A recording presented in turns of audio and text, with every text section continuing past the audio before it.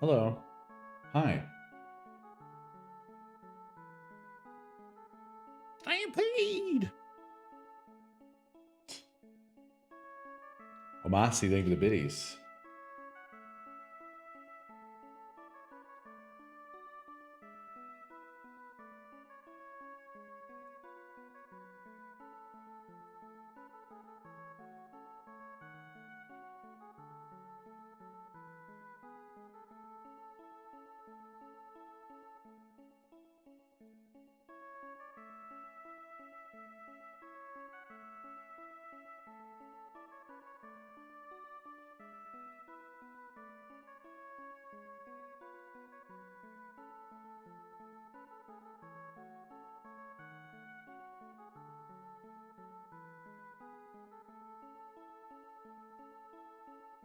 Here I comes. My God. Hey, Lindley, thank you for the biddies.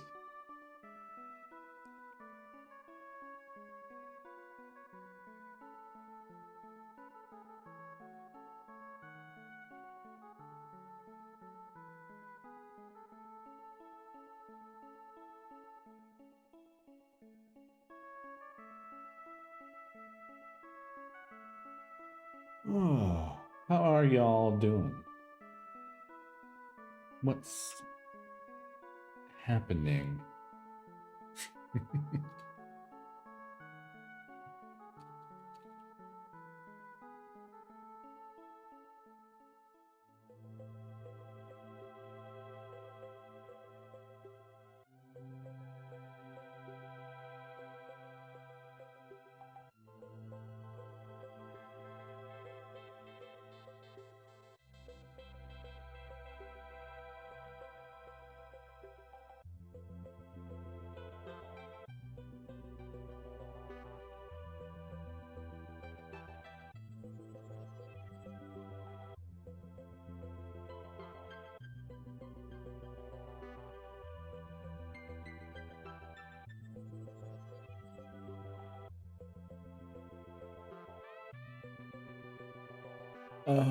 Moving. Fuck Mondays. Morning sucked.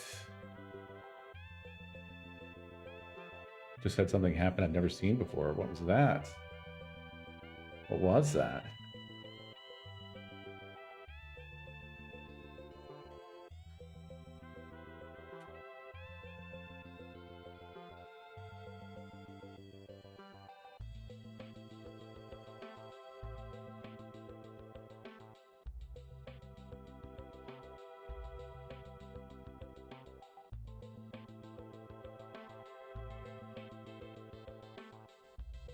You were watching Ice Princess? What's Ice Princess?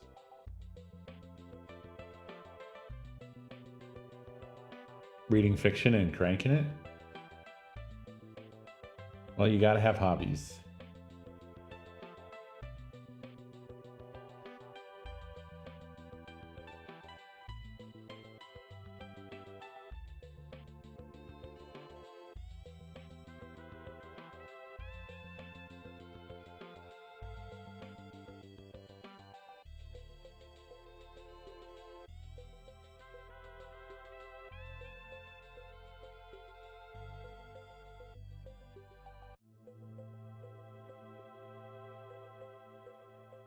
I know, whatever Dav saw,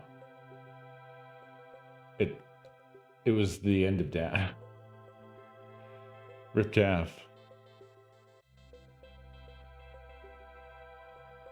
They truly did get him.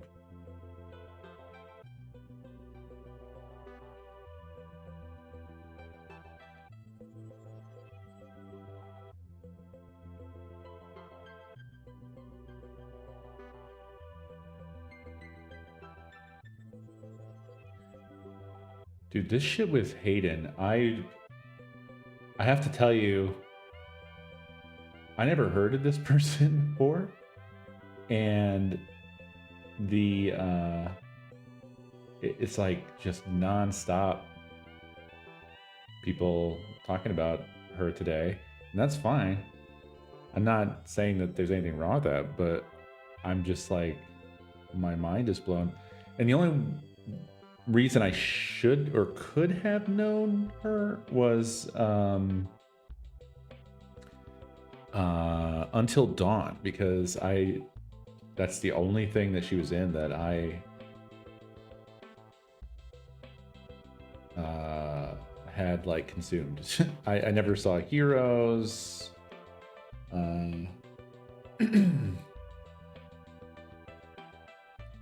Whatever else she was in. Just everything she was in, I didn't see. But it was just like the craziest shit today in terms of that being posted on everything, everywhere I looked. I couldn't escape it. Again, not complaining, but it was just so much that it was notable.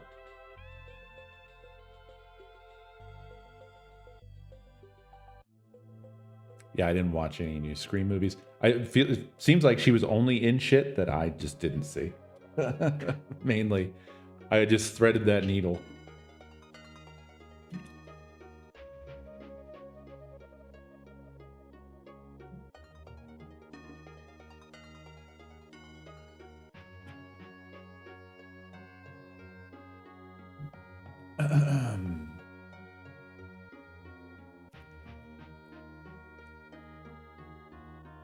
In Rust, using a ref cell to basically let me change an immutable value. The thing there is that you promise the code you won't try to use the thing while it's already used elsewhere. Pinky promise memory safety, basically.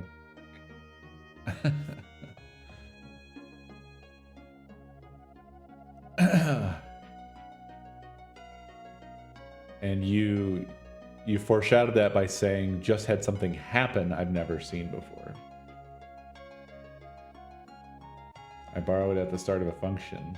The function runs, the function returns and drops the reference. Then the function is called again and it tries to borrow the same cell, but it, I guess, interferes with its past self and crashes. Not supposed to be a thing that can happen.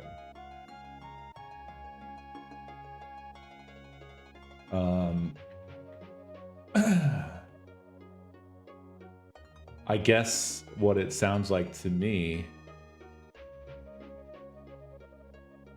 it sounds like to me either it wasn't dropped, like it wasn't cleaned up, and therefore it tries to interact with the same memory address and crashes, or it was cleaned up and you're trying to reference something that doesn't exist anymore and then crashes. I feel like it's got to be one of the two. One would be, I think, worse than two.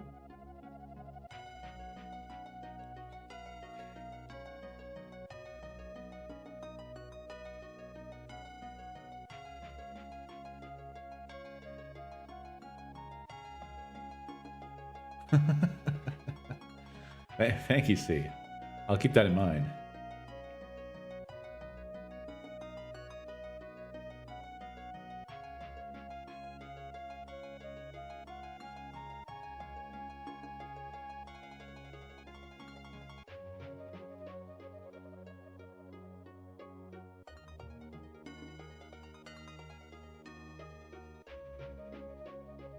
Well, see, that's, yeah. What I was thinking is that things get weird when you're working closer to the hardware, as opposed to less weird. Right? Because I think then you have more possibilities of like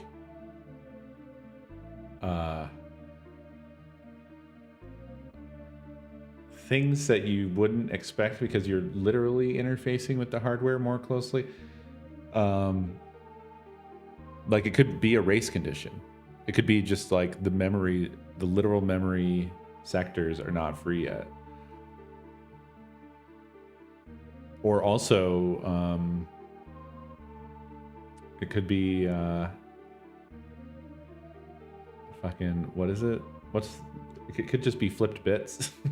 It could be particles going through your computer.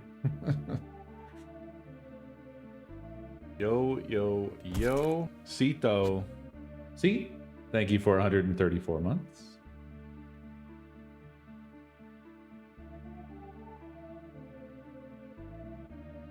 I just got something wet slapped across my face. Consistent on every run. Well, that could still be a race condition. Cercero, thank you for 80 months.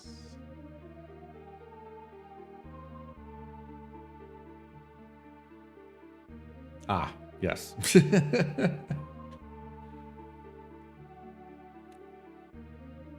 This shit doesn't work. Do something else.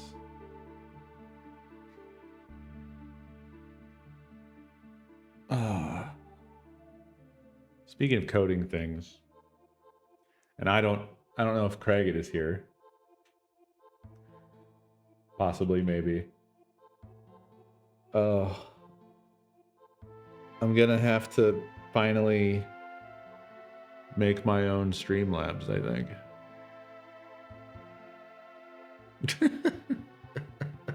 Hell yeah, BFA.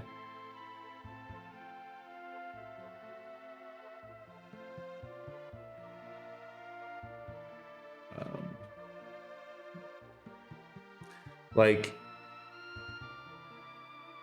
the thing is, I mean, it sucks because, or not Streamlabs, Stream Elements. Fuck Streamlabs. Fucking hell. Stream Elements has a really good interface for alert building, so you can place shit. And that stuff is intimidating to me. I don't know the best way to, I don't know how to even where to start building that aspect of alerts. But on just like a baseline level, since I don't care about taking tips anyway,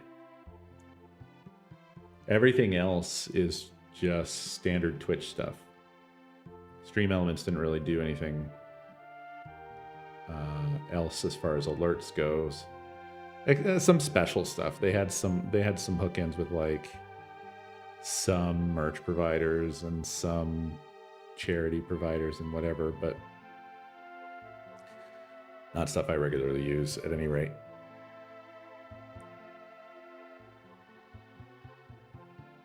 But they are shitifying. And the biggest problem, I think, is going to be the world of audio alerts that Craig had built. That I don't want to just abandon or destroy.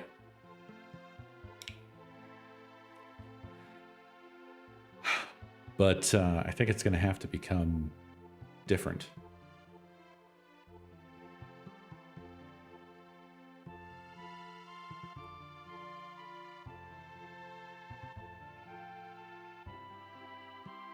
But it must be done. It doesn't necessarily have to be destroyed.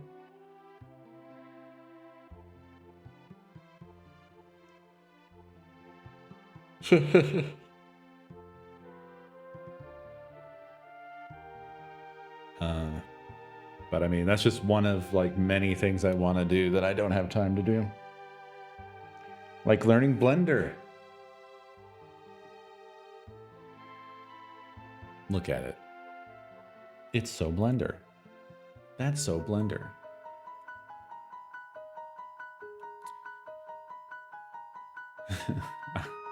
I'm reminded of how I remember how I felt way back when I was excited to get into 3D modeling, but I didn't have the first fucking clue what to do or where to start. And they're some of the most like 3D modeling applications, and I want to say like music, like digital audio workstations are some of the most intimidating software you can open up.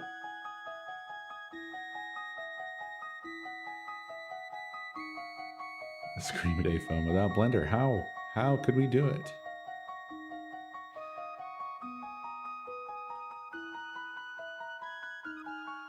So let's see. I need to stop right-clicking because that's always going to give me a context menu. And it's not going to help me. Clicking is selection, it seems. Yeah.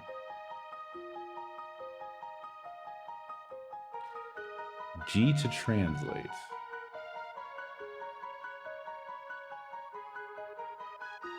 G to grab. Translate, not so much. Unless. Nope.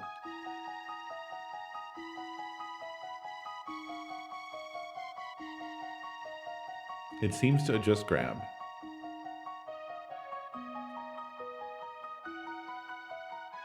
That's what translate is. To my mind, translate was this business, except for, and you know, being able to move along an axis.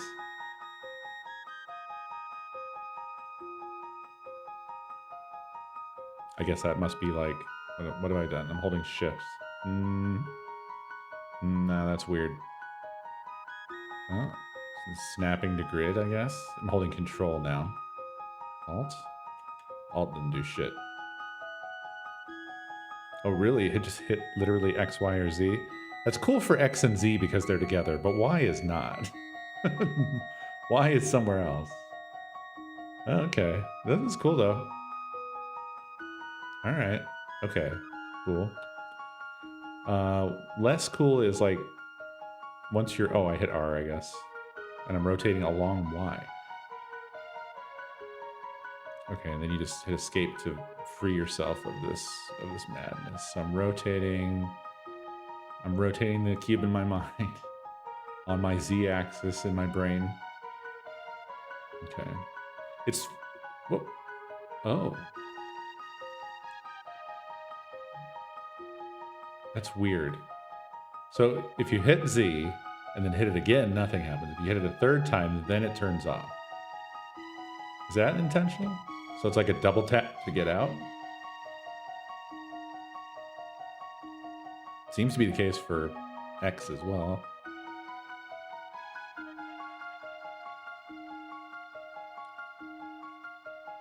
Oh. I see. XX to move along its local X. So, right. So there's the relative and then there's the global.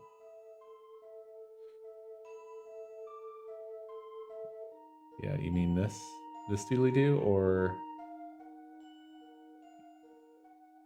this doodly-doo?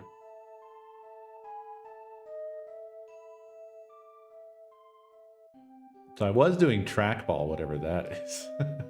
That's 2 taps of R, I guess. It toggles between trackball and rotation. There are also a string of hotkeys along the bottom too, I'm noticing. So these are... Okay. So like snap invert. That doesn't really show itself. Snap toggle. Oh, shift tab. Oh, I see. And that was toggling this magnet icon up here. G for move.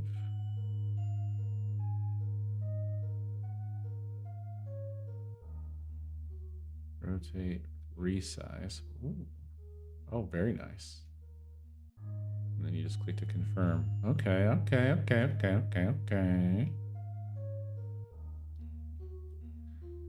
Interesting. Okay, so the slowness is precision mode. Gotcha. That makes more sense. I just thought it was like, what's with all the drag? Why is this so much more difficult? It's the more difficult button, but it's the precision button. That's very good. I like that. Alt for navigate? Hello? I don't know what that means. I'm not navigating shit. I didn't do anything. Mouse wheel for automatic constraint. Don't know what's up with that either. Yeah, it's... I've never modeled anything in Blender. So this is roughly... I have used 3D modeling applications in the past. But I might be a little bit rusty because it's been like 25 years.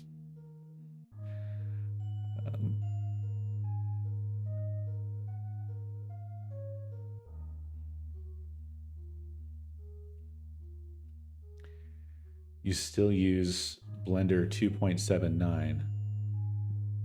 What? Is there a story to that? Is there a story as to why you're like 3 major versions behind? Oh my goodness. God, I hope that never happens to me.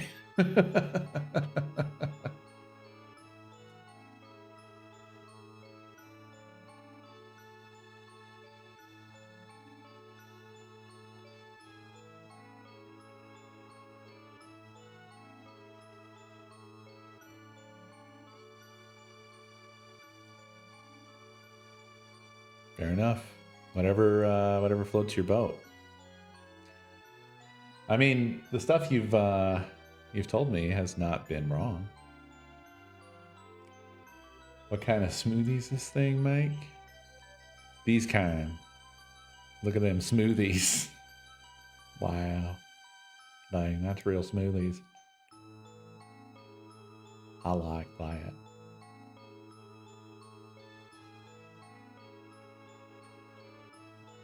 That's good smoothie.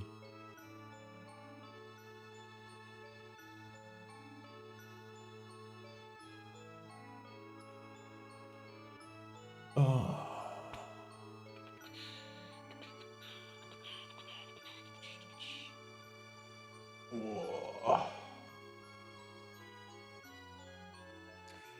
Yeah, I mean, I like just fucking about, and it feels weird to watch a 100 months. Lame, thank you. It feels weird to like watch a tutorial on stream.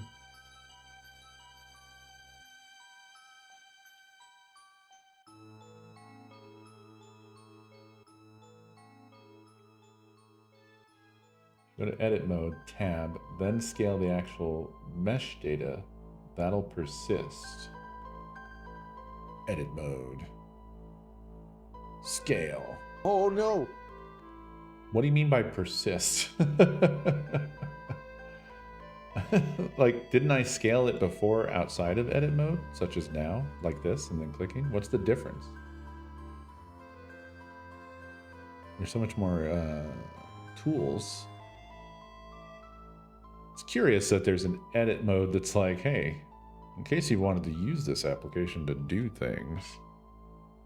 Oh, my first part got buried. This will seem like pedantry, but useful to have in mind early. A minute ago, you were changing the scale multiplier on the object, which you can always reset to 1. If you go to edit mode and then scale the actual mesh data, that'll persist.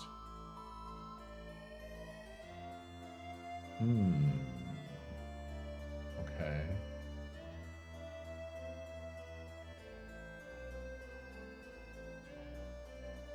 Is that so? So you're talking about this here versus...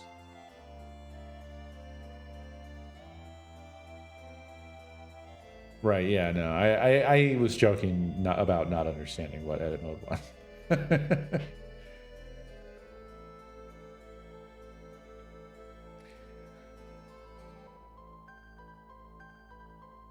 Alt-S to instantly set to 1.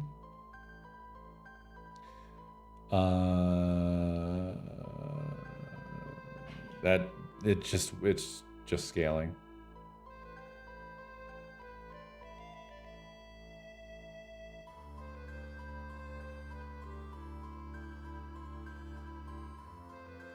If I keep hitting it, it keeps changing. In object mode? Okay. Okay. Alt-S. Oh, yeah. It sure did. It sure did set it right to 1. QL. But can you... I'm not quite wrapping my head around what you mean by in this mode it will persist. Again, it kind of felt like I was scaling it in both cases. I understand that in this case I could be scaling like some other part like that. But what did you mean by persist?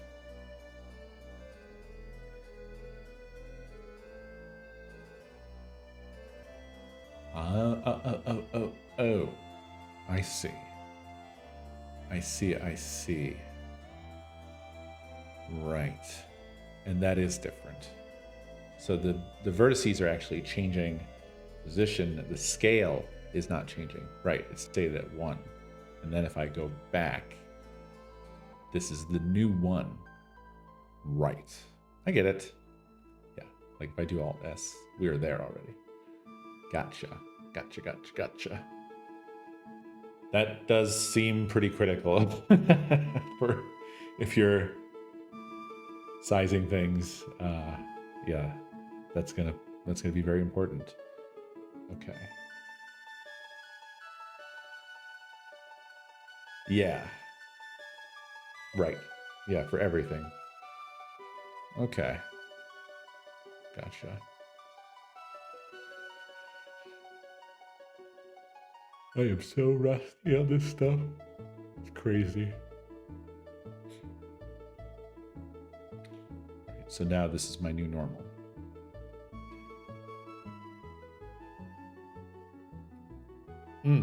Right. Yeah, that makes sense too.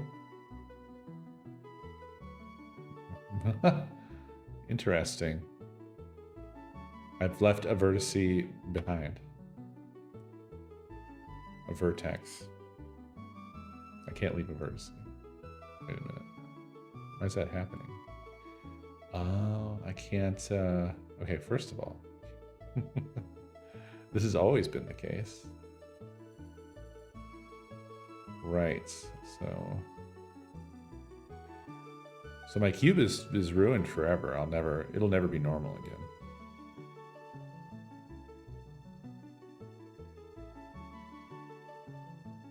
That's the best we can do. Sorry, champ. It's all my fault. It's my fault, buddy. So we were leaving the origin behind. And then blah, blah. But then, yeah, right, okay. Yup. That makes sense. In some way, that makes some sort of sense. Oh, but...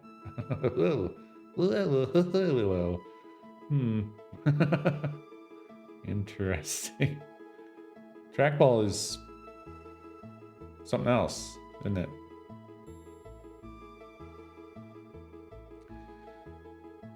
X to delete. Absolutely yes. So you're saying if I were to do that, that's not. Oh, it is delete, but it's got so many choices. There's so many things I could get rid of. Vertices, edges, faces, only edges and faces. Isn't that a game that Food likes? Only faces, dissolve vertices, edges, faces, dissolve. If you want to get rid of these with prejudice, collapse edges, faces. Bang.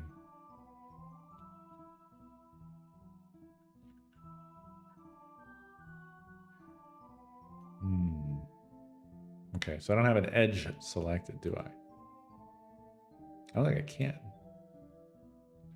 At least I need a different tool or a button to press to select faces or edges. Oh, just like select both. It's just sort of that literal. I see. And then if I were to do and then yep. Yep. Does the thing. It does do the thing. So then it follows delete face. Yep. So now my cube is a box. It was also a box before this. Okay. and then only edges and faces. Oh, now it's a table. Incredible. You're gonna want to select all first. I've done it. And then I could do only edges and faces. I've just got fleas. Only faces. Yep. It's making all kinds of sense. Now, interestingly, that took everything with it.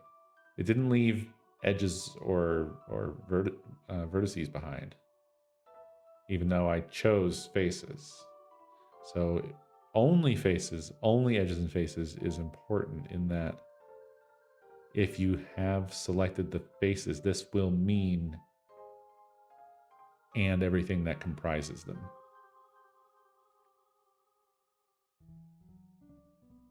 Yeah. Yeah, they're all part of one thing.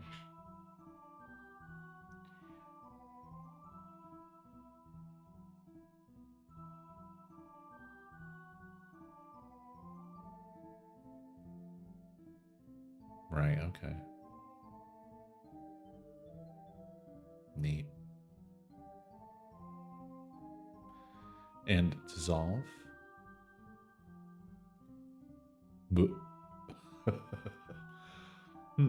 I can't say that was my expected outcome. I don't know what my expected outcome was. But it just leaves this.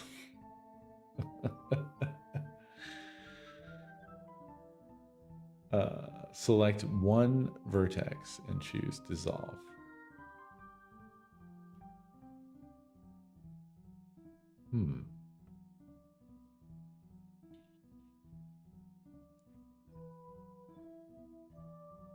I must say that doesn't feel very different from delete.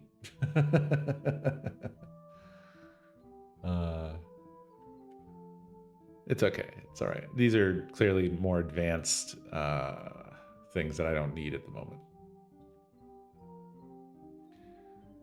Cool, cool, cool. Fun, fun, fun. Now, if I wanted to get back from this little hell I created, first of all, what is this business? Is this a vertex that got away? What are you? How did you get here?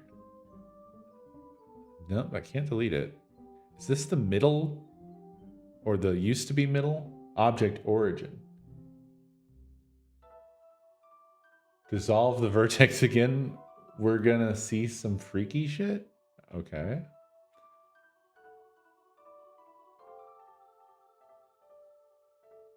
Oh, wait a minute. Whoa.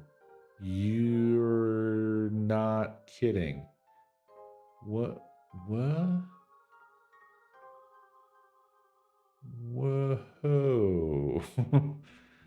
There is something wrong with that.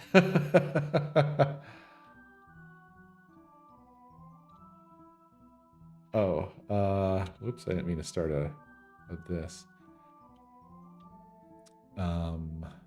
Yeah,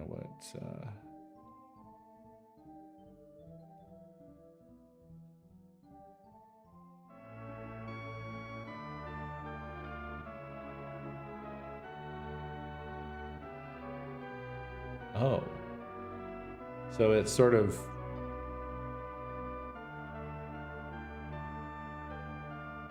It's I guess...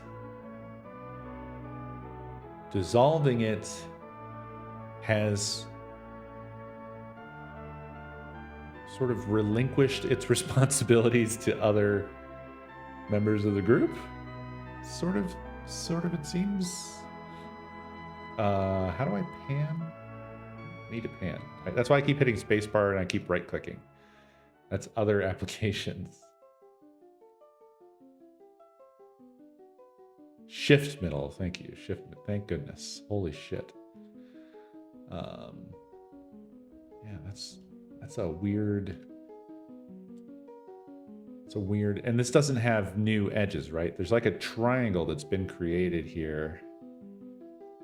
And then, yeah, there's no edges to that. That's just what it does now. Interesting. I don't think I would want, I mean, who knows? I'm sure there's good reasons for dissolving that I'm not aware of. I don't know shit. All right, so what about this origin?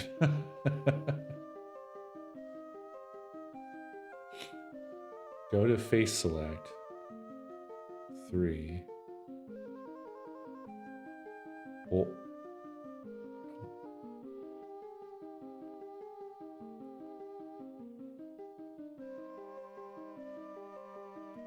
Nope. Oh. Oh. Okay. And then press Control T. Whoa. Oh. It's changed shape again, I believe. But now we have faces and edges.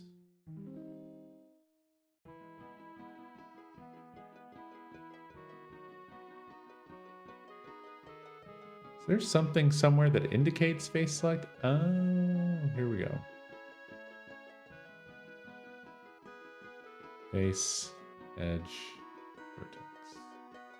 1, 2, and 3. Nice.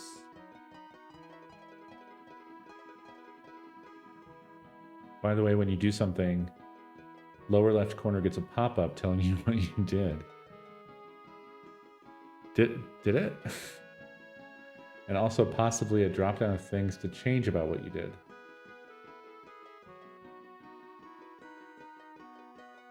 F9. Nothing happened. Nuh-uh. You sure it's F9?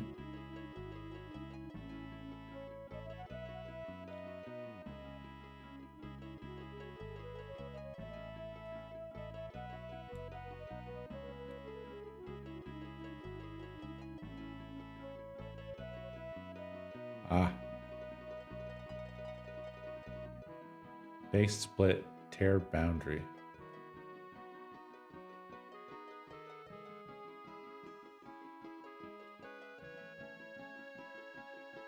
Oh.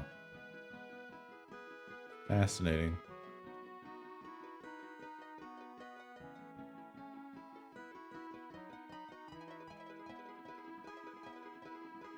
And what if I just delete that?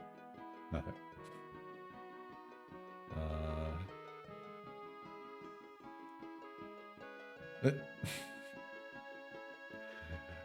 Okay. Okay. All right.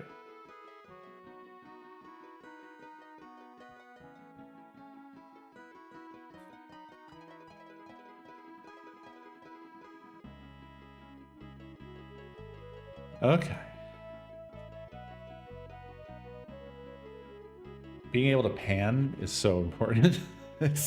It's so crazy how like my mind goes to every different kind of panning that I can think of, like spacebar for Photoshop and Photoshop mimickers, right click for like our shitty new world of web-based canvas applications, regular just middle mouse click for a variety of other categories of applications, and then in this case now shift middle click. In object mode, press Alt G to reset the translation. Alt G.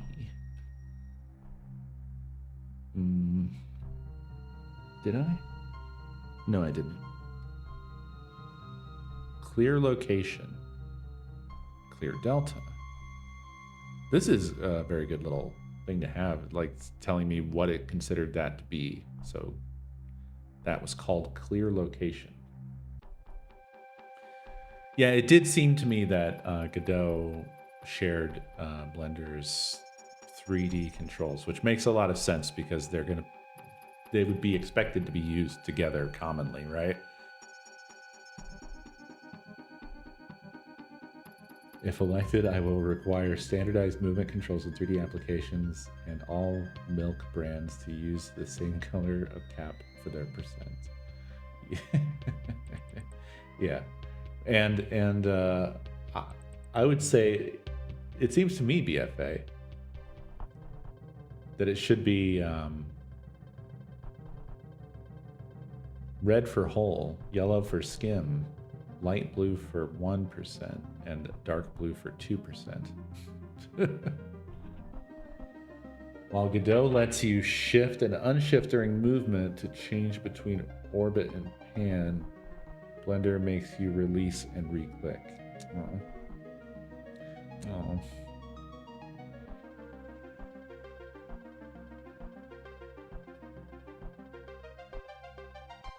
I don't even know how to do that.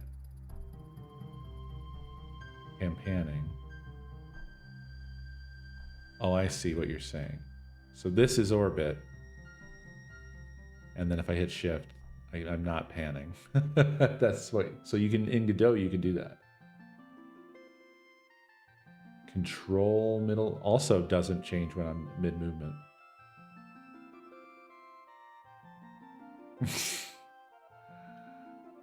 Oh yeah, that is a dolly movement. Okay.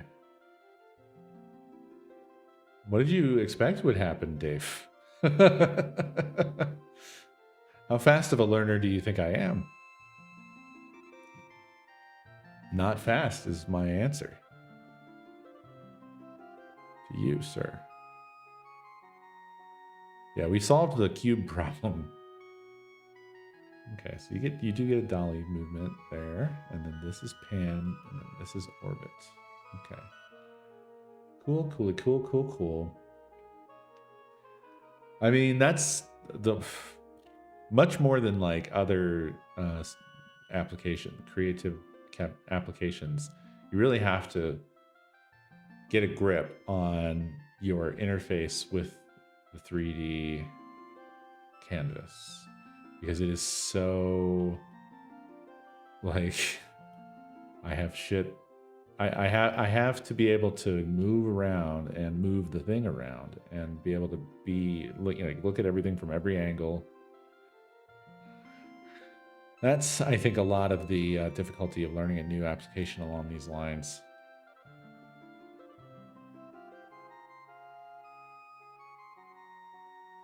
Yeah. Dolly is changing the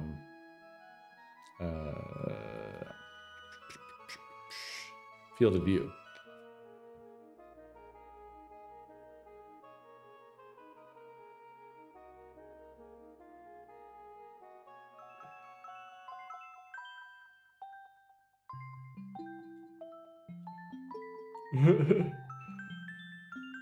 Yeah, it's funny how you can get to this point and then it's like a struggle to zoom back out again.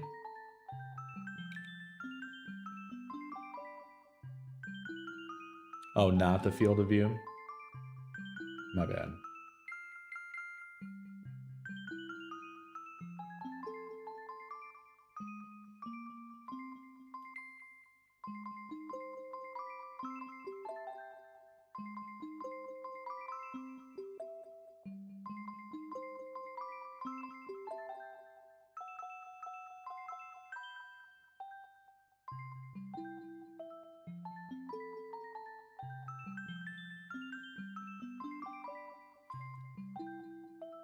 Okay, so what now? If I wanted to get my cube back to normal, that's probably silly, and I should just drop in a new new cube.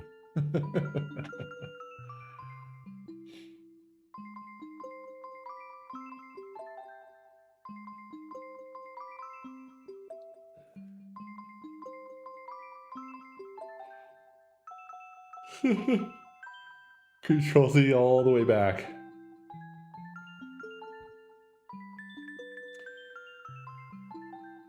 If your camera is centered on an object, zoom will not go through it. But Dolly will, because you are changing where the camera is centered.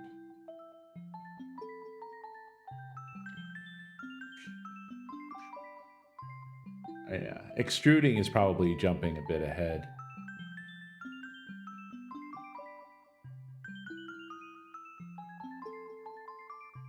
Can you control Z before you cancel the action? Would be my question to you.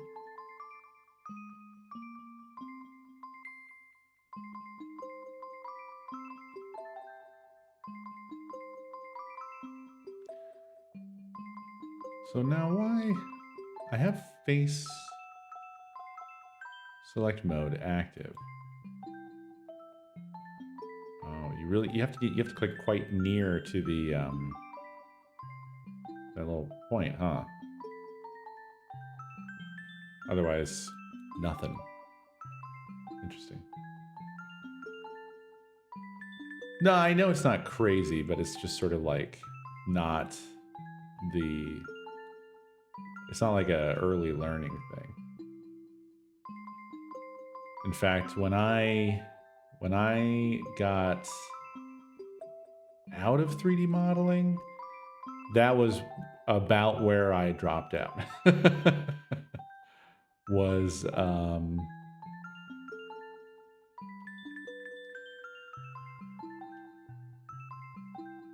yeah, was like right after the lessons on extruding to make things.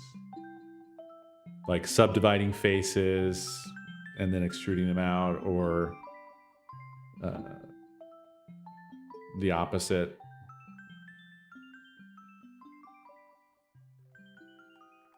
To essentially sculpt things. Oh, yeah, I see what you're saying. I think I nearly essentially did that a few times while just playing around right here, right?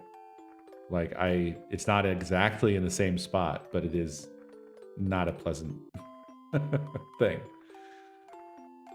So, and that was exactly the thing, was like I sort of started it and then I clicked and ended the action. So it created a weird little thing. And then now it's gone.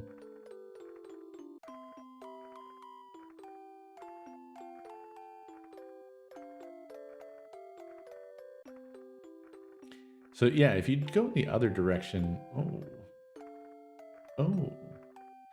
it does a depression, right? Oh, this is interesting. What have I done?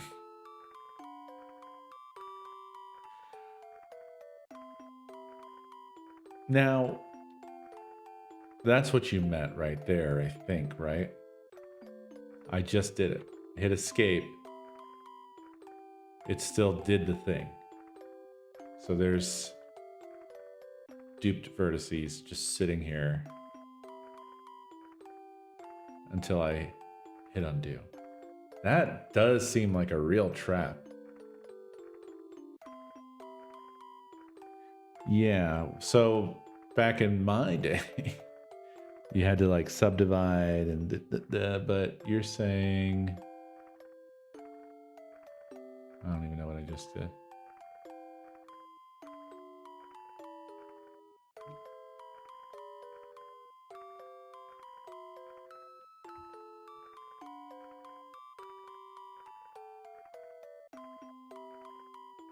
Ah, okay, beautiful. That's lovely. I like that a lot. And then, wham. That's really nice. Ah, man, I am actually very much feeling the not being able to switch to panning on the fly, like orbiting and then wanting to just immediately seamlessly go to pan. Sucks that that's not how it is. Yeah, it is I. It was I. I was just my keyboard isn't lighting up. And as much as I know my keyboard. Oh, this is fiddly as fuck, isn't it?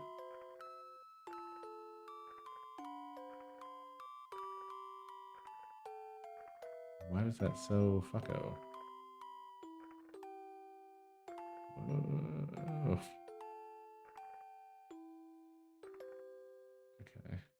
So scaling is certainly another story. I'm accidentally hitting you. There we go. You'll suffer the fate of Dan, who has like a 15-minute long alert, me explaining exactly what I'm explaining now. A little inset and then a scale if you want to go buck wild. Seems like the way to go. Neat.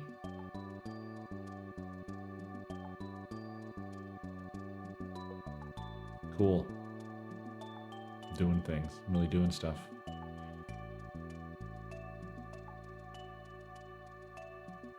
Whisper Dan, thank you for 89 months. Oh, really? So...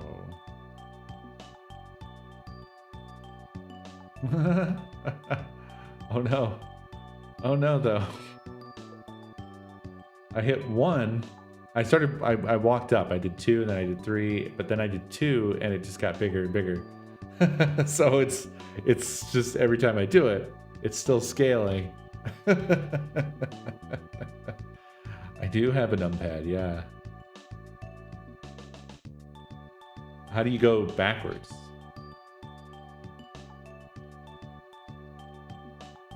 Oh, the numpad is not on for 1. 1, 2, 1. No, it just keeps scaling. It's just getting worse and worse.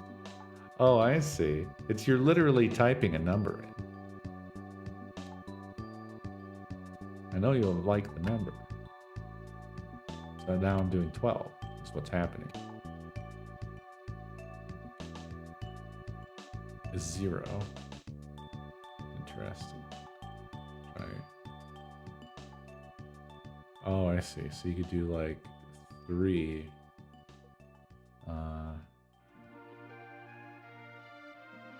Divided by 2. Gotcha, okay. Fascinating.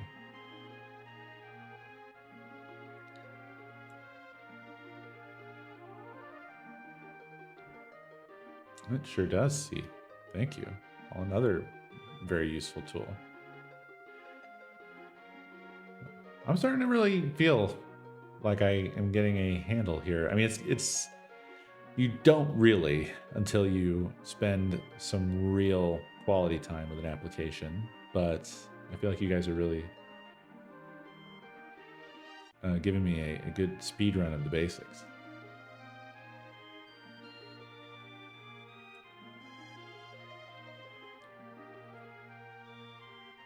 What did I press?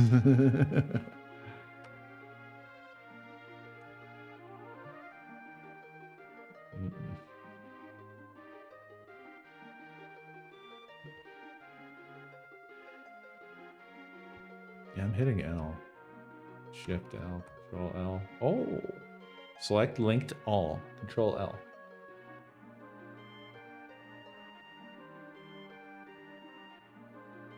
Hover over it. A.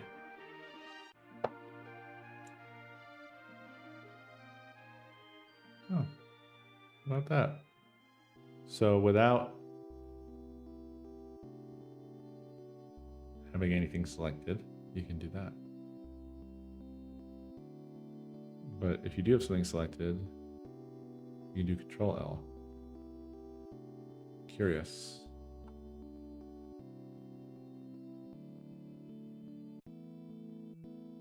Oh, I hit something incorrect. Interesting. The little cone plus sphere scene is important because is where you set your scale in units. So when you do things like this, you know how big the object is and the modifications you are doing with the numpad. Right. Yeah.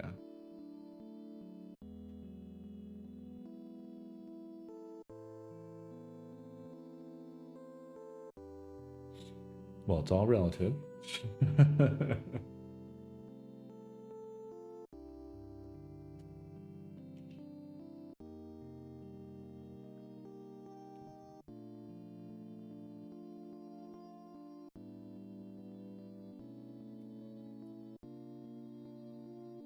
Cool.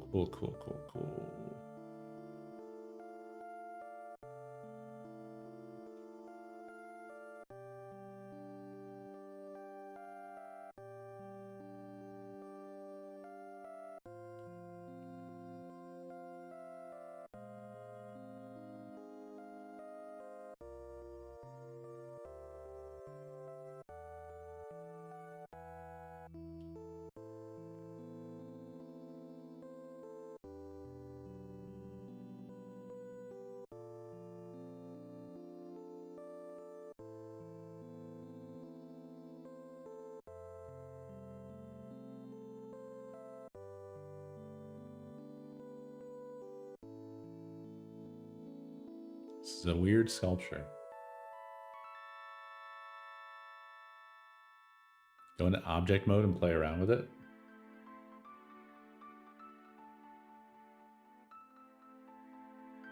Ooh, architectural modeling. That's cool. I was at one point on such a path myself. Sort of.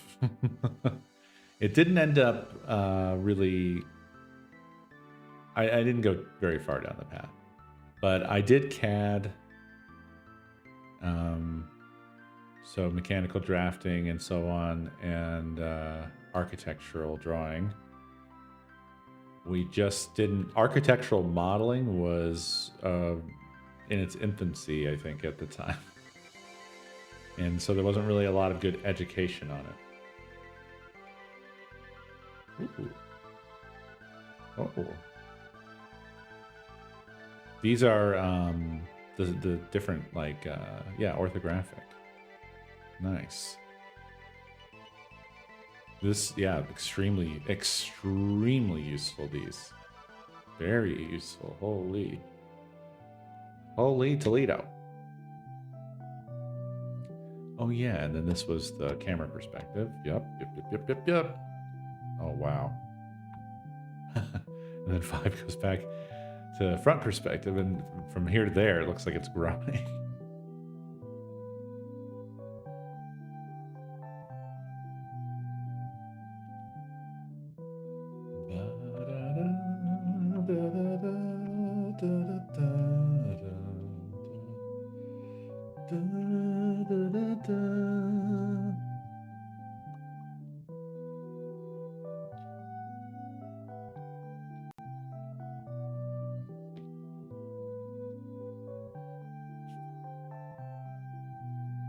I did AutoCAD in high school /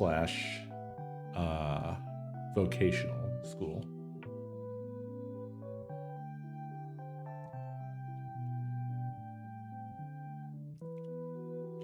Control and Shift will change it as well, eh?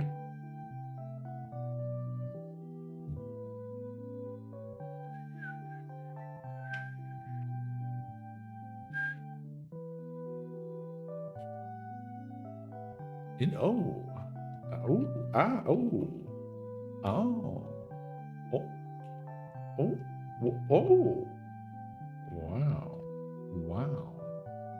What? Wow.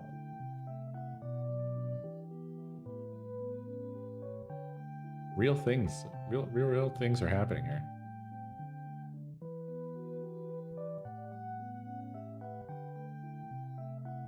Oh my goodness gracious.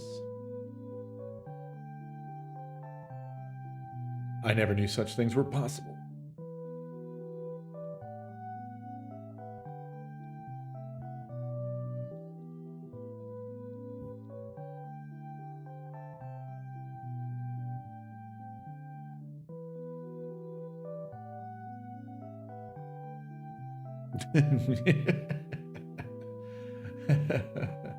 Yeah, it's just all that. Oh, wow.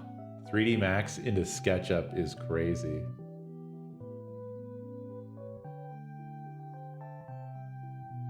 Yeah, that's what you have to do. You have to kind of take control.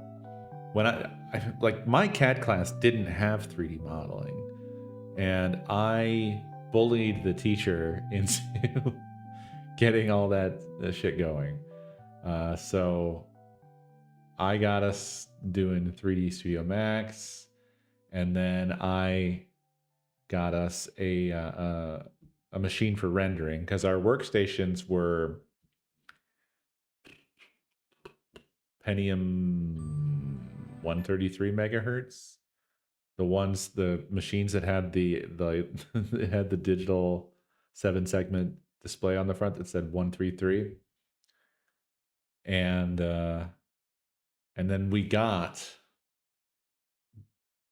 just for comparison of like what a crazy leap it was, we got a 650 or something like that megahertz Athlon machine that we used for just rendering. So we could do 3D animations or whatever, send them over to the rendering machine, let it cook overnight. It's good shit.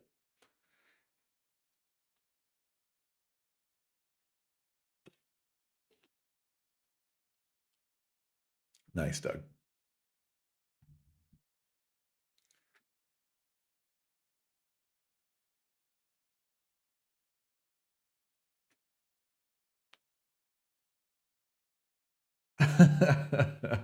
Anyway, your next step is you're going to want to grab a Bionicle piece and start modeling it.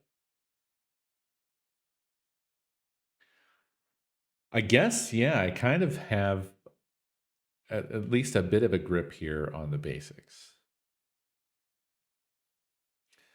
I do start to like kind of seize up when I get to the point of now it's time to make a thing. Always on stream.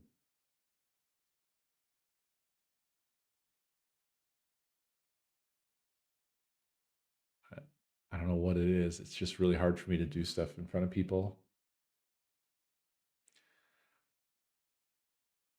Well, what I had in my mind was the Scream a Day idea, which was a low poly desk, computer desk situation thing.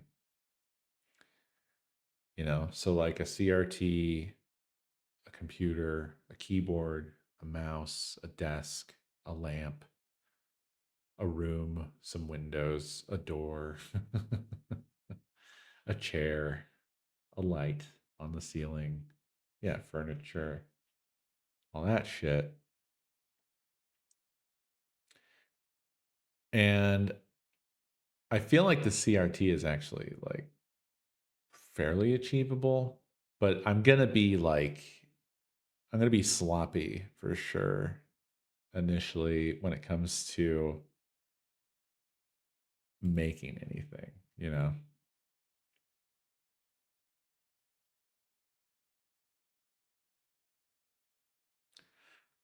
Okay. So, question. Immediately, I'm like, okay, wait, hold on. It gives me instructions.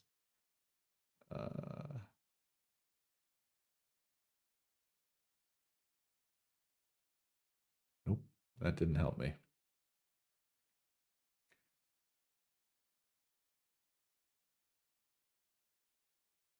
Great, great, stupid question. There are only stupid questions, and that one is the stupidest. Oh, it adds it to an existing mesh. Who knew that that was so important as to require such a prominent button?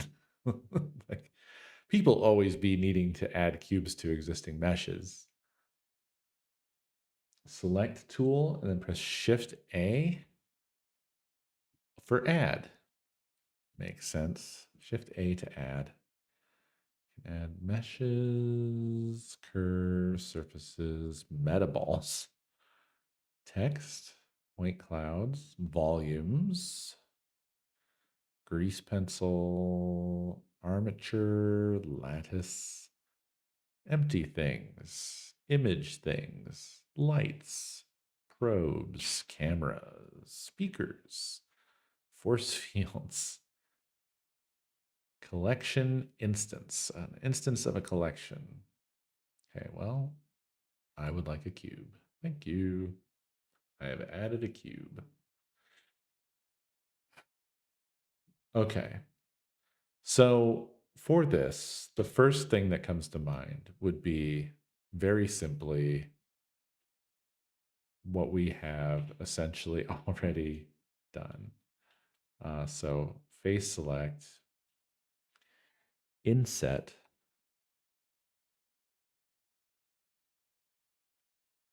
and then, a little extrude and a little, whoa, where's that precision mode at?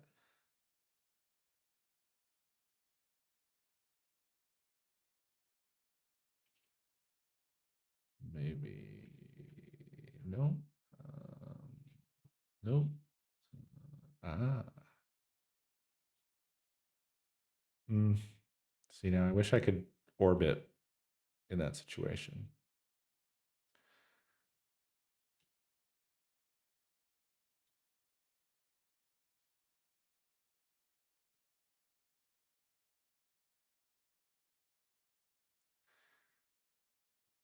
Now, this is perfectly square, which is actually not correct. So I have to say, like, throwing in numbers isn't really my style, I don't think.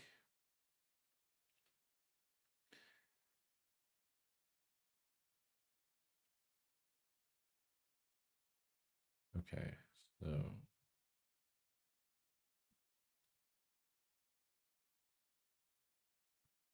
I'm more like vibing. You know what I mean? No, not that. So probably more like thereabouts. That's looking pretty right. Right?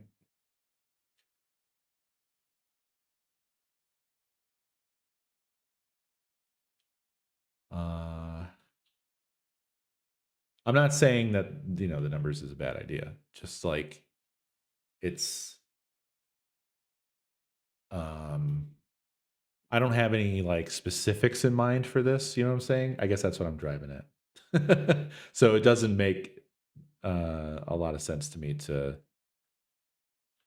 throw numbers in. But I guess you also don't necessarily have to have like hard numbers that you're throwing down.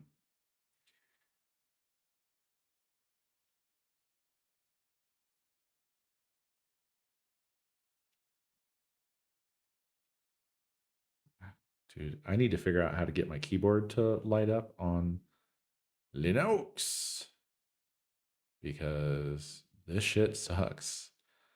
I mean, like I said, I know where the keys are, but when you're pecking around, it's just easy to be one off. That's what's happening to me. I'm one off regularly. It's pissing me off. I need to look up top so I can hit the right thing first rather than what's currently happening, which is I'm hitting the wrong thing first every time.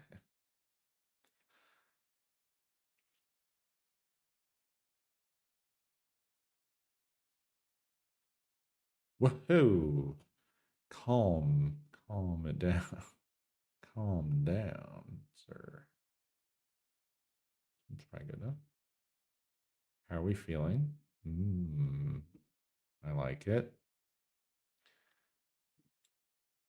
Am I 3D modeling? I feel like I'm 3D modeling.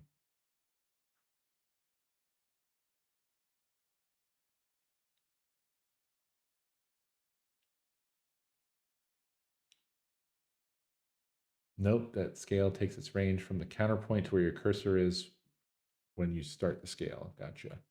Okay. Move it away for a bigger range. Thank you. Understood.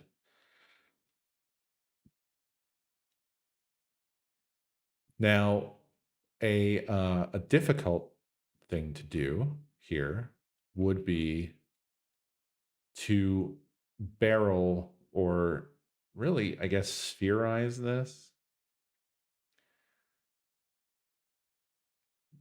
It would need more than one face. But I bet there's a way. There is. Smooth. Except for, what are we smoothing?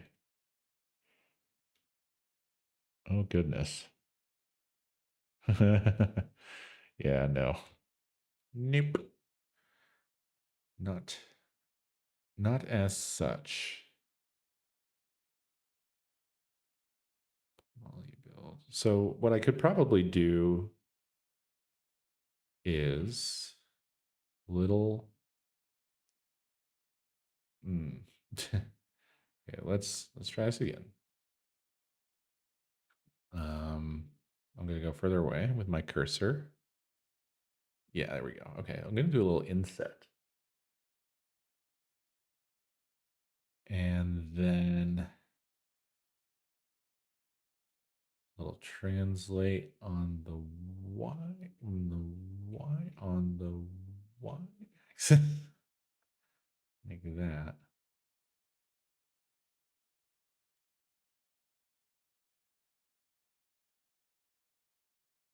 I mean, if we're going low poly,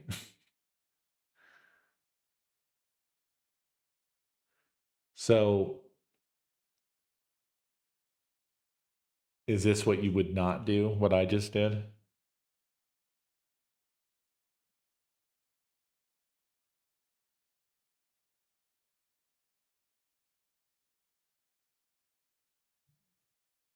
Let me do what's suggested. Edge menu, extrude, subdivide. Right.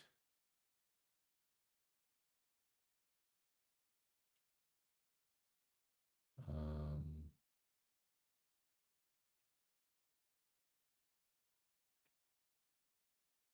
oh.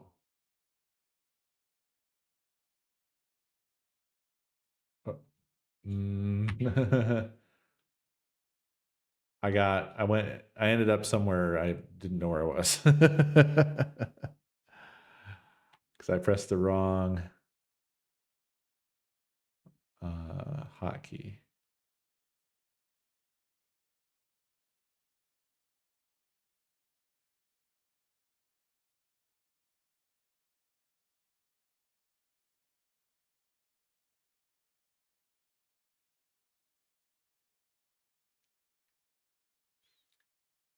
Really? Just make it however and then fix it later?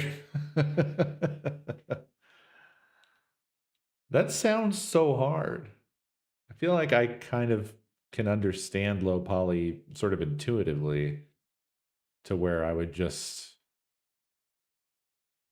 but I mean, you know, what the fuck do I know? I don't know what I'm saying. I started saying it, and I was like, wait, that sounds so fucking arrogant, you fucking prick. What are you talking about? I understand it intuitively.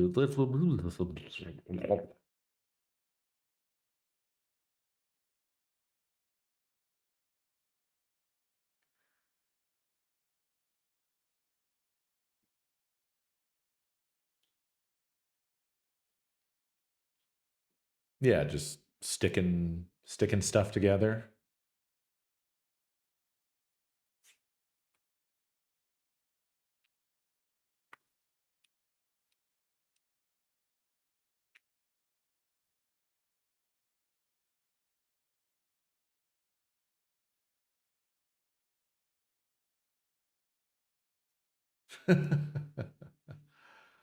I mean, so I feel like I'm being told that I've already gone too far. Is that what's happening? Just because I wanted to possibly curve the screen? I just feel there's a consensus forming. I'm not sure. Or are you telling me I'm not going far enough and I should subdivide even further? Let's go for realistic curves.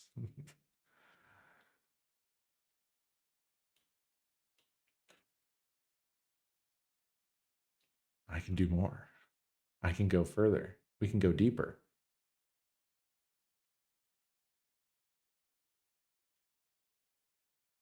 Now, let's see.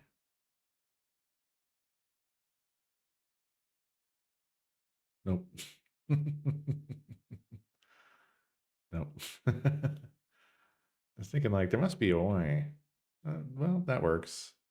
Not bad.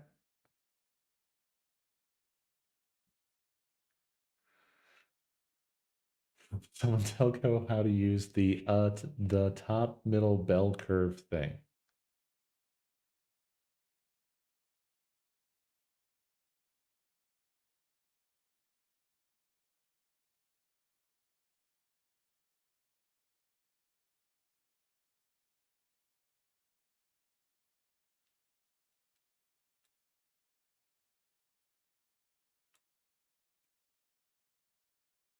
Play around with it in what way? Was that this? Oh, this. Shortcut O. Is that Shift O? All right. That's the fall off. Oh, it's just O.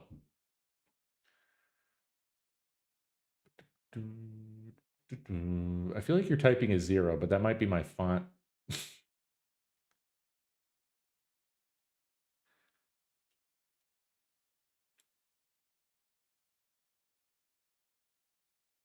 Select only the middle 9 vertices or so, like here.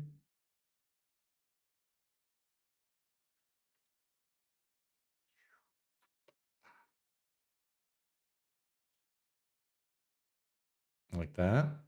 Oh, is this gonna still kind of pull everything along with it? Is that what you're telling me? So like if I do a okay, okay, okay, I see, I get it. That does affect the face of the CRT. That's very cool. But I can control the fall off. So if I wanted it to be a little more chill, oh, I wish I could see my keyboard. Oh, well, actually, there's. Okay, that's still. Right, okay. Control is like a really big snap. Probably because this model is like the size of a one molecule or something. So when you're in the middle of an action, I don't think you can do shit, can you? You can't adjust the. Oh, you can. I'm doing it. What? Random. Random. Oh my god. I wanted to pan or rotate around and oh, weird.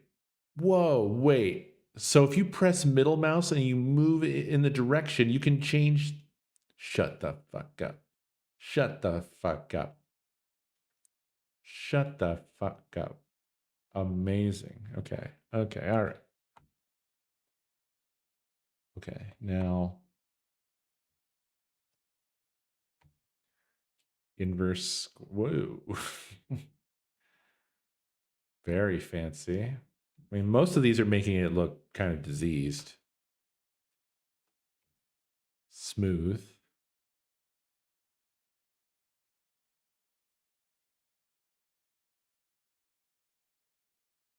That's pretty good. Sphere. Just straight up, just big old, big sphere. Root. Yeah. Sharp. Oh yeah, that is. Oh man, you could do a like a horror movie, like a hand shape reaching out, or fucking The Ring. Sorry. Oh, scroll wheel to change the fall off range. Look at that. I'm so sorry. I was playing around. Okay, I was playing, I was having fun.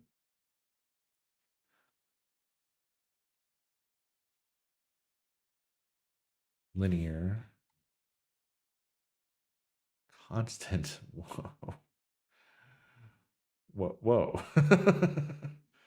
Dude, this is a crazy tool. So some combo here. Probably thereabouts, you know? That's looking pretty good. That's pretty good.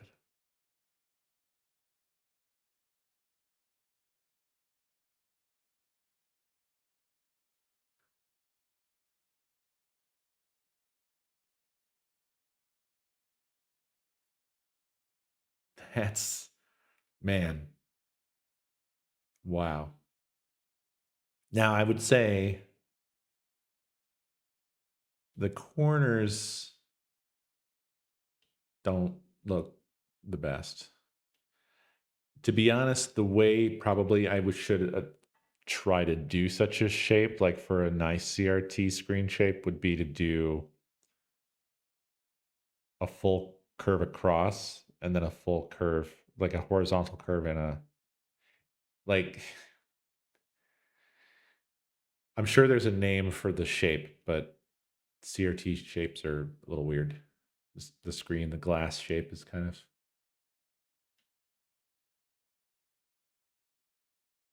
whatever. It's fine.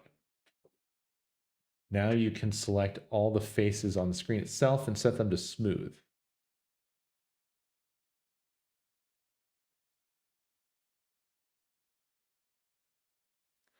Set them to smooth. What do you mean?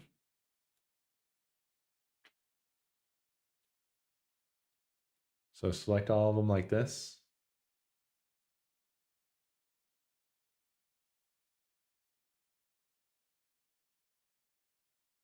Set them to shade smooth, but that's not probably what you mean. Control F. Oh wait, this is the face menu. So it is shade smooth.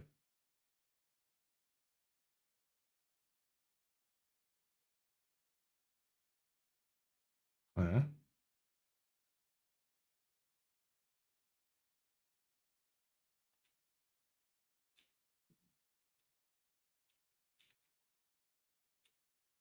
That didn't do anything.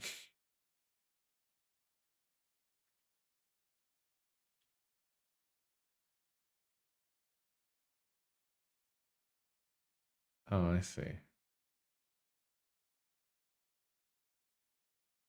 Interesting. uh,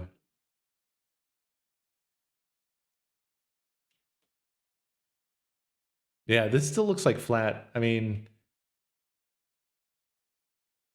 that looks like shit. But this is what you wanted this just the screen to look like, right?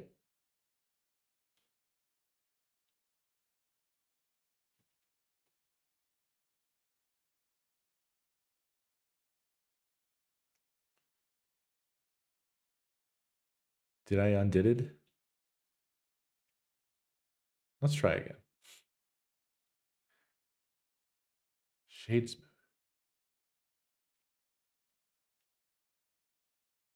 Oh, okay. There, it did do. It did do it.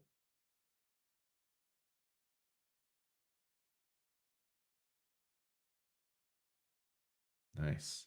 And pretty pleasing shape to start with. And essentially this would kind of already this kind of covers the the what I was aiming for. Um I mean, we need a base, which I would say would probably be a different um thing. So yeah, I would use a different shape to start modeling the base.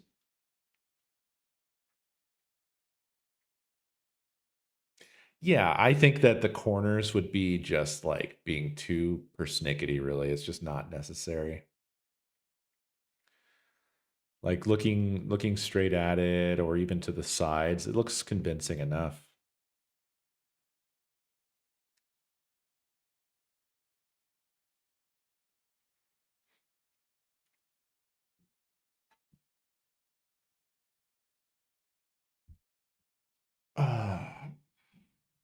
So Um, what I envisioned from there is that it would have like a monitor stand and then be kind of like a 386 type setup in terms of it's sitting on the computer. You know what I'm saying? And then you've got the big chonky keyboard out in front.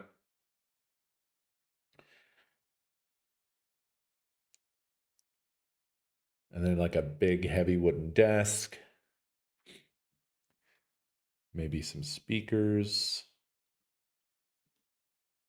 This feels pretty good though. Like I know this is really simple, but just being able to be able to at least make this happen in a way that feels pretty all right. But of course there's a lot of other question marks. That's where I tend to get like really hung up is like, okay, well, what else is in the chain between this and I have a scene in Godot where this is textured and the thing um, that we talked about, Dav, of like being able to display stuff here, you know, basically just on this. Uh, so yeah, I don't know how to get from here to there.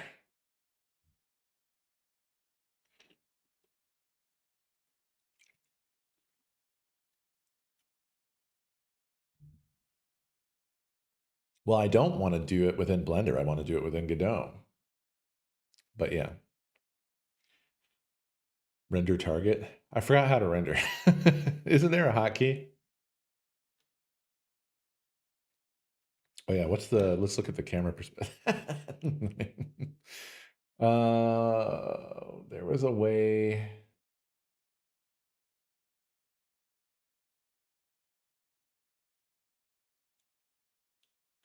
Right, there we go.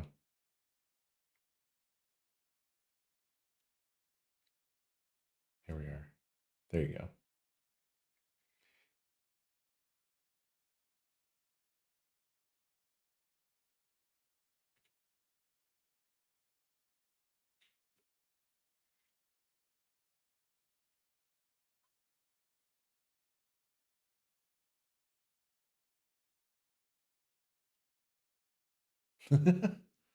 Oh yeah, where's our light at? It's clearly above. Yep. So really, uh, let's see. There we go.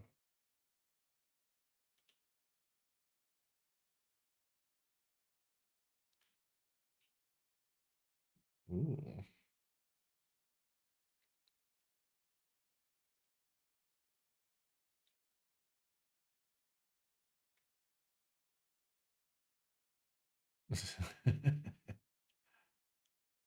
Yeah, I mean, I'm sure it's easier to move the light.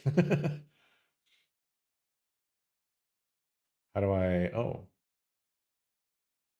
whoop. Oh, look at you. Okay, not what I wanted though. Ah.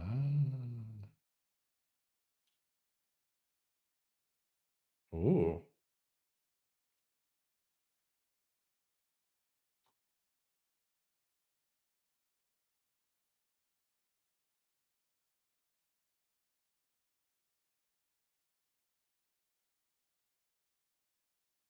interesting. And then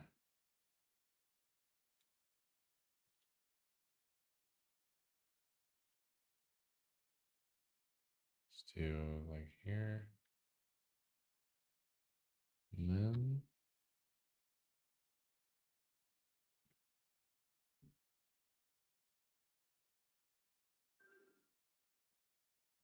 that's this is done, right?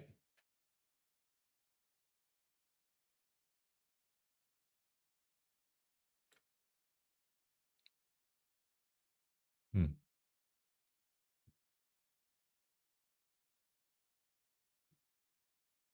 Whoops. Oh no.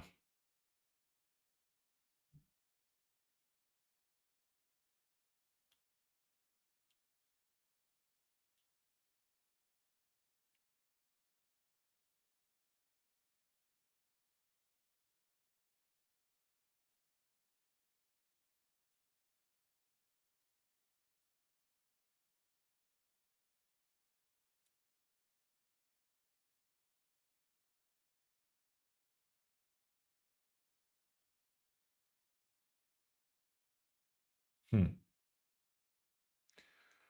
Well, nevertheless, this is fun and interesting.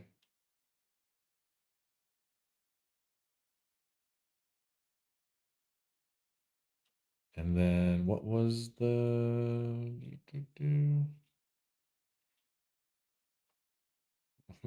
What am I doing? I don't know what I've done. I was doing something to the sun. I was moving it around in a way that I didn't mean to. What I was looking for was whatever.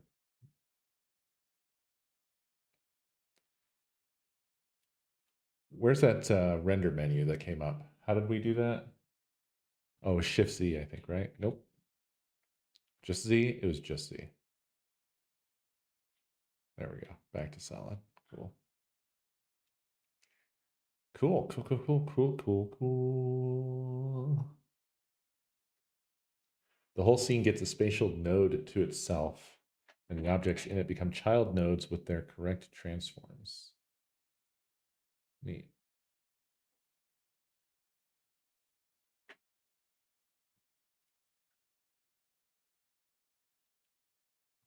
Yeah, let's go back in time to before I rotated and moved this around. Needlessly, pointlessly. There. Back where we were. Back where we were. This would be guaranteed sealed, yeah. And no, I don't know anything about UVs yet at all. Oh, Alt R to clear rotation. Good to know. I should save this thing that I've made somewhere. Workspace.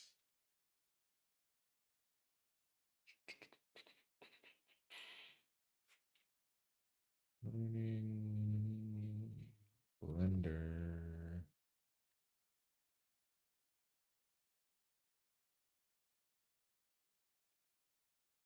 CRT. Doppler.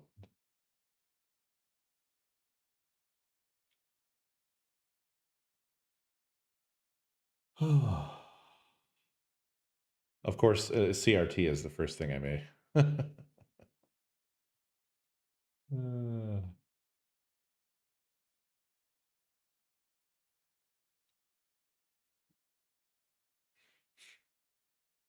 I am already starting to kind of get the PS1 vision, like for what the texture for this would look like. You know, you got to have some speakers on the side. You got to have like a little button. You have to have a badge. You have to maybe have some controls. You have to have some lines. You know, some seams. You have to have some venting. You have to have some screws. You've got to have like more venting and like the whole port panel. And you got to have the sticker. Yeah, all that business. You got to have all that business.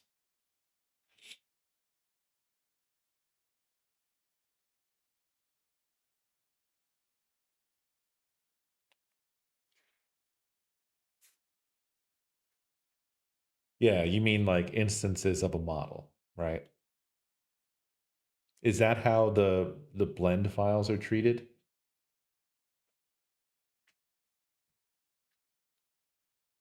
I would think a blend file would be like a whole scene. Like this is the entire scene. So that's a blend file is the whole deal. So for a model, you probably need to export that in a particular way, I would guess.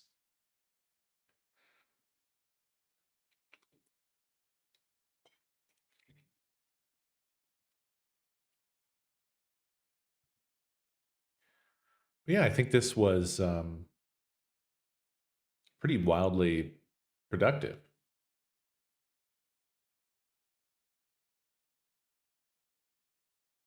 I appreciate I was describing textures, food. I was describing what I would do for texture, not for what I would do for a model.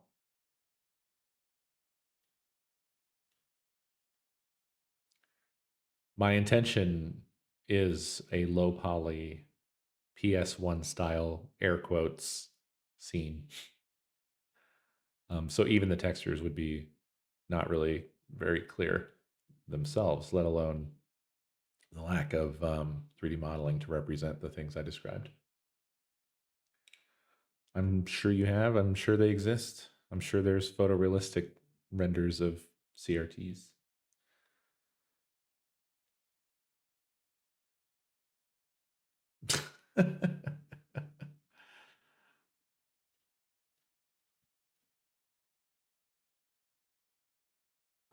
But yeah, this has definitely got me thinking a lot about like how to approach the other pieces of this. It seems like so much more doable than it did.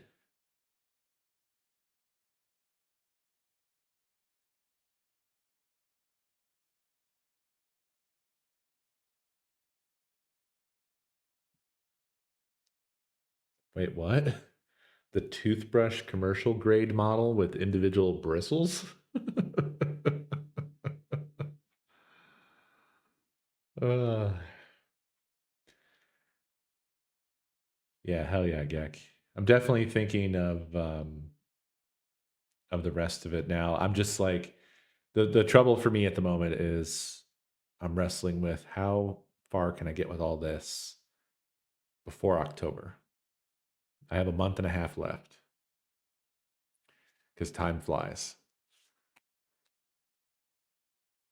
And there's a lot of stuff to figure out before then.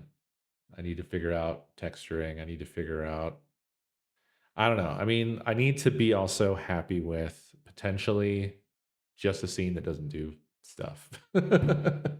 Right? Like maybe it's just a vibey thing and that was as far as I got and that's that.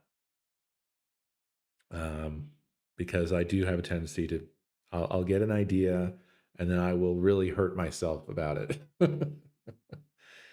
um and I do have the whole idea fleshed out, but I have a feeling that I probably need to abandon the idea of having the screen being like an interactive thing. And I maybe need to abandon the idea of it being an actual chat game because there's lots of shit there that I have no fucking clue. Like I would have to work out like how am I connecting to Twitch? I mean, presumably I should be able to connect to my existing Twitch server thing that I've built and communicate that way because that really handles all of the stuff of like connecting to Twitch and getting information about what's going on, like chat messages, alerts, and so on. So I don't actually need to write all that, but I do need it basically would be like a WebSocket connection is how I've previously used that. It's a WebSocket connection. Presumably Godot probably has something for WebSockets and then blah blah blah. I mean, there's just a whole shitload of stuff to it. So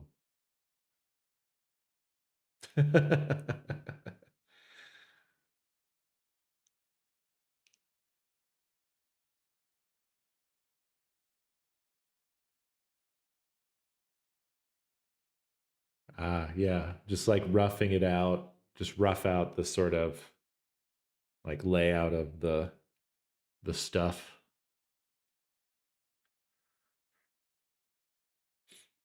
I like that idea. See, I think that's good.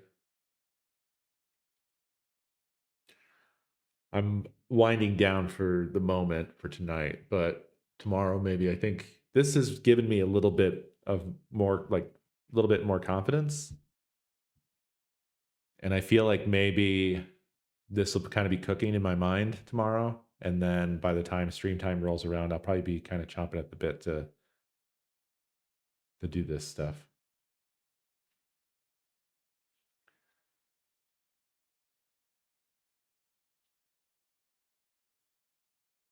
It would be cool if it's easier than I think, see, because I wanted to have something a little bit less static. That's the whole reason I wanted to do a 3D scene. And I mean, this is not like a new idea for me either. I've wanted to do a 3D scene for like a decade and just never sat down and like did the work to learn the stuff necessary. But it was because I wanted there to be more, I wanted to build stuff with more dynamism because I've done a lot of static stuff. I've done a lot of compositing stuff and I have done some interactive stuff. But even then, it's all still, I mean, not that any of that wasn't good. I enjoyed really making like the games the past few years, for instance. That's been just fantastic. But I have always had this vision in my head of like, I really want to. I'm kind of like hearkening back to that Scream a Day 3, which was really the one where I felt like I hit like this is cool. I liked what I built here. And that was the one that was a fucking computer on a desk and everything happened on the computer screen and that was cool. But it was like just frozen. It was all compositing, so it couldn't really be very dynamic. So I like the idea of being able to move the camera around and have things happen. And it's also, I had like a game idea along with this that I wanted to build into it too. So it's like, it's alert responsive, it's chat controlled, it's a game you can play, blah, blah, blah. Just, I have all of that in my head. But long list of shit to do to even get anywhere near to that in the first place. So I should probably just aim for like make a nice to look at scene. You know, let's not go overboard. Perhaps maybe that's what I need to do so I can stay sane. Yeah, I'll let you press the DeGoss button.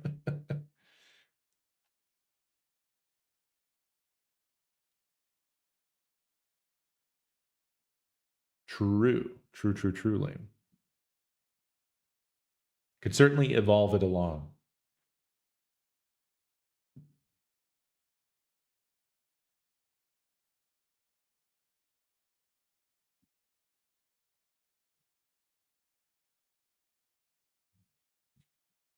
That is all sounding like the right kind of stuff, dude. I hope that that's what's possible. It is sort of what I imagined was basically be that the screen portion of it would be a texture that could, because like I've definitely played around with that in Hammer. Hammer had such a feature where you could do cameras displaying on faces. I don't remember if that was a special thing or not. There was some stuff you could do. But obviously Hammer is a very different story from like Godot or other things. But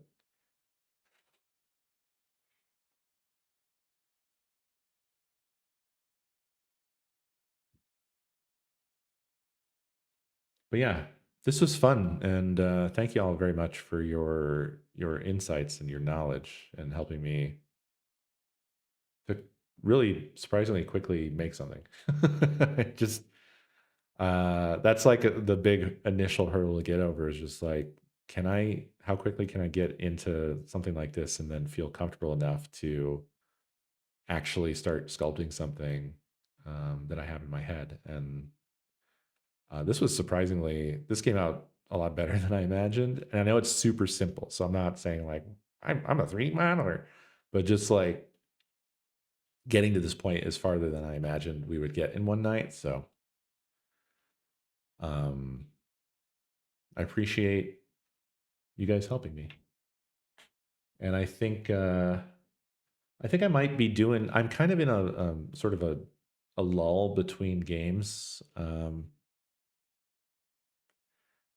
and I really want to do something for Scream a Day. I've had at least something for every Scream a Day, so I don't want to show up empty-handed. And I feel like of all Scream a Days, Scream a Day 13 is the one most facing me showing up potentially empty-handed because of the move and because how intense work has been recently and everything else that I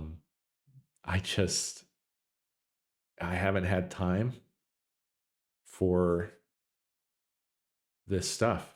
It's crazy how much like I'm on like my 5th anniversary with my job, and it's really like consumed my life, compared to the past, which I haven't cared for. I really like doing creative stuff, and I feel like I haven't been able to spend any time being creative at all. So I think that's what I would like to spend some time doing. Uh, Thematic as opposed to aesthetic. You're blowing my mind, BFA. I think it's mostly aesthetic, I guess. I really don't know how to draw a line. What would you mean by thematic?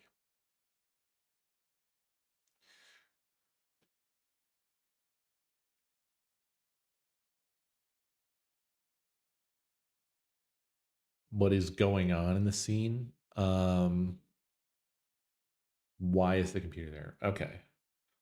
Well, so the vision I had, and one thing that is maybe kind of sucks about doing this live and discussing it with you guys is I'm just going to tell you all of the things that I was thinking of and planning. But um, whatever. Maybe it'll happen, maybe it won't. So I might as well tell you. What I wanted to do was have the room would have the computer and it's sort of center stage, right? And you have a view of it. There's the computer, you see the desk, the computer, the whatever's on the desk, whatever's around the computer, except for you actually don't see because the room starts darkened. Now, not like pitch black. I wasn't planning on handing you a black screen and then just, fuck off, whatever. But like it's very, very, very dim. So you see sort of the silhouettes of things. You see like some edge lighting on the monitor, something like that. Maybe I was imagining that there would be windows in this room, so it's like a small office kind of, and it's a stormy night, so there would be like flashes of lightning that would light up the room briefly. Okay, but it starts dark. And the intention was that you guys would have to explore to get things going. You could, for instance, say light and turn the light on. You could say light and turn the light off, but it starts dark is the idea. So you turn the light on. The computer's not on at the start. The monitor's not on at the start. You're not seated in the chair at the start, etc. You kind of get what I'm driving at. Like it was an interactive scene thing again, like what we've done in the past with some of the 2D things, but 3D. Was the idea. Oh, nice. I made this. Nice. Pretty sweet. Thank you.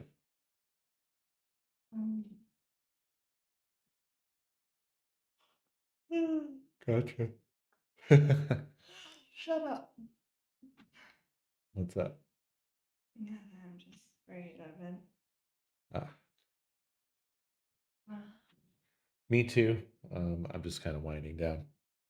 okay. I will hopefully still be awake by the time I go upstairs. Alrighty. Oh, and I shut the lights on upstairs. Okay. Thank you, Babby. And they're fed and medicined. Okay. Nice.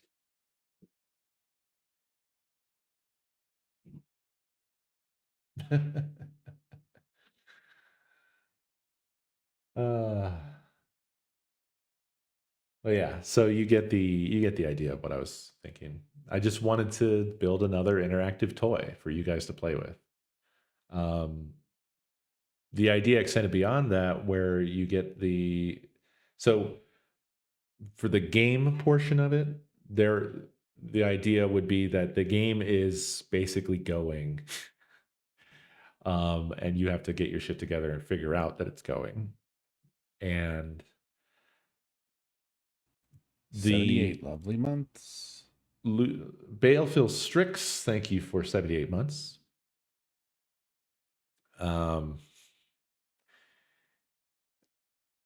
Losing the game is that something manages to get through the window.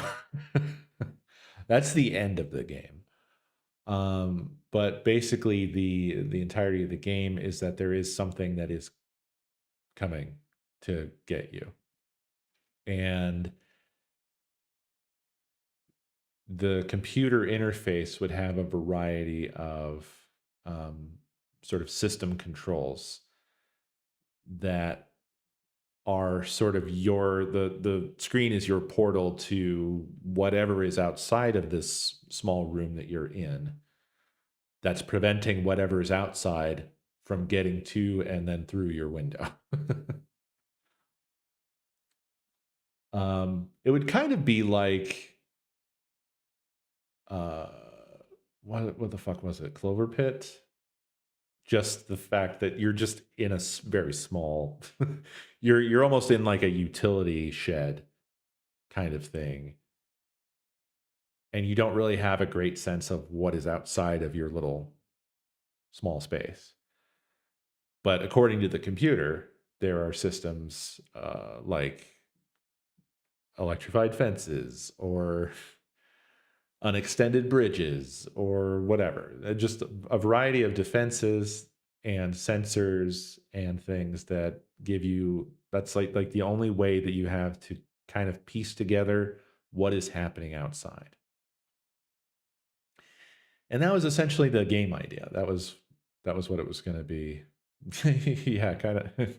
Yeah, just a miniature Jurassic Park operations.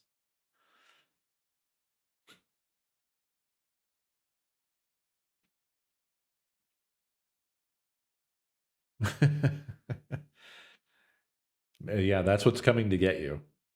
It's a printer.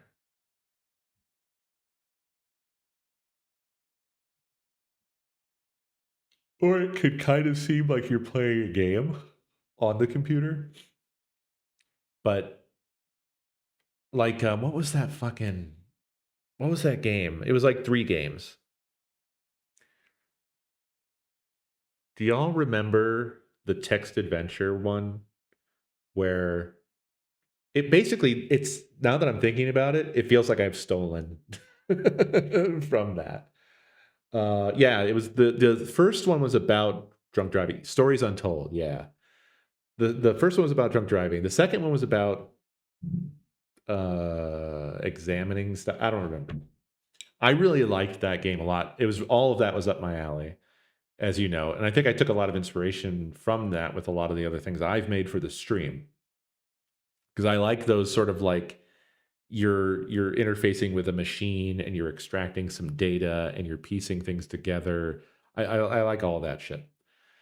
But the last one was a text adventure where it was about the place that you were in, and you were just in a bedroom at a desk on the computer.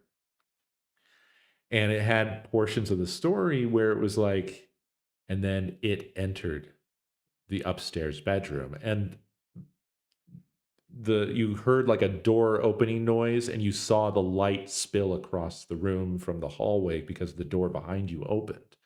You know, that was an excellent, just awesome thing. And before that, before there was visual stuff, there were audio cues, like when the story talked about it coming through the front door, you heard the front door open and it sounded like it was downstairs and so on. Oh, excuse me. Dead Letter Department is another good one, but it operated very differently from what I'm describing.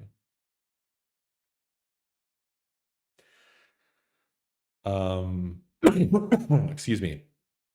And my idea is also different from what I described, but similar. 99 cents? Holy shit. Stories Untold is fantastic. I don't know if they went on to do anything else, but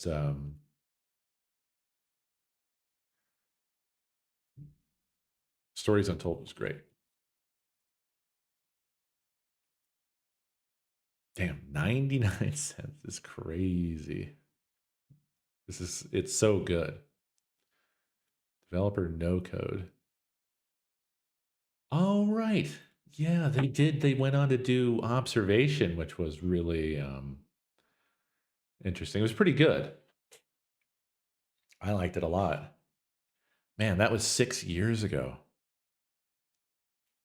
Are they still a thing? Can't don't they have developer pages? Or I guess they have publisher pages, but they don't have developer pages. Huh. I'd be very interested to know what they're up to.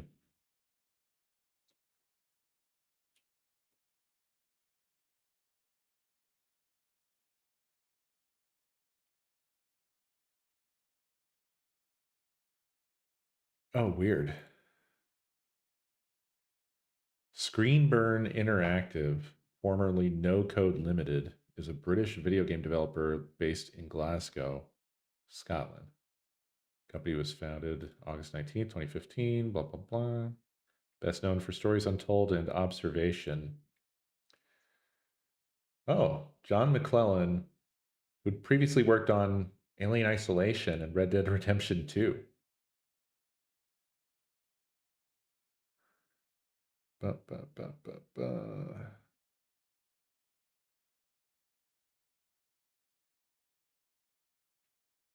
After a few years of radio silence during the COVID-19 pandemic, in October 2022, it was announced that No Code were developing a Silent Hill game called Silent Hill Townfall. What the? Wait, what? They're making they're the ones making that? Holy fuck.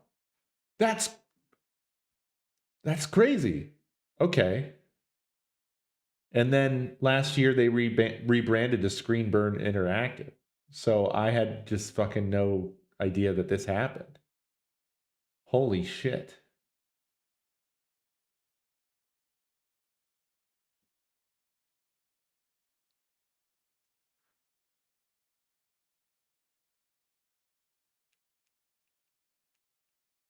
That's absolutely crazy.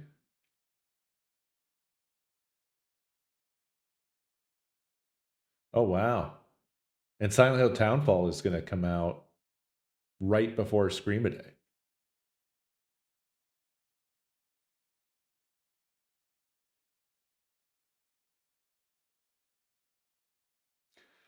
Well, I'm very excited. I had no idea of this lineage. That's got me more excited than Townfall had me from the what I've seen already.